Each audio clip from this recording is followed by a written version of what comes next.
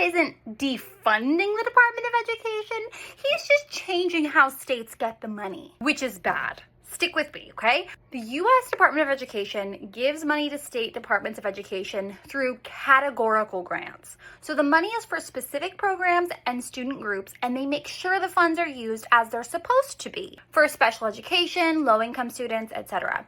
What Trump, Linda McMahon, and Project 2025 propose is replacing categorical grants with block grants. States will get lump sums of money without strict federal guidelines on how to spend it. And remember, the guidelines are not about teaching or what is taught. It's about giving the money to the groups that need it the most. Now, this administration says they are going to keep funding things they are federally required to keep. Things like Pell Grants, Title I, or IDEA, but we don't know what that will mean if they move IDEA to HHS, for example, or if they keep pushing these executive orders that strip away student protection. Right now, state departments of education that take federal money give it out to schools based on really complicated funding formulas influenced by things like poverty rates, school enrollment, and student needs. With block grants, states could distribute the funds however they choose, but without the U.S. Department of Education making sure that money is spent on education access and equity, states could redirect funds to private school voucher programs or unrelated expenses. Like, I don't trust Ryan Walters in Oklahoma to not use his money on the millions of dollars of Bibles he wants to buy. And the other thing is, block grants typically receive less federal funding over time.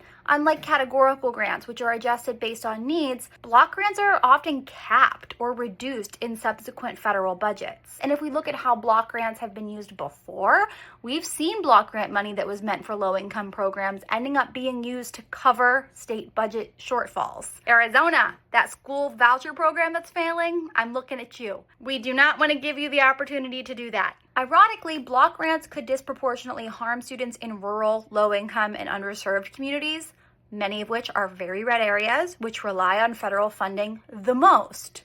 I know that's a lot. Let me know if you have questions. It's just, this is one of those things that it takes some time to explain, and it's kind of complex.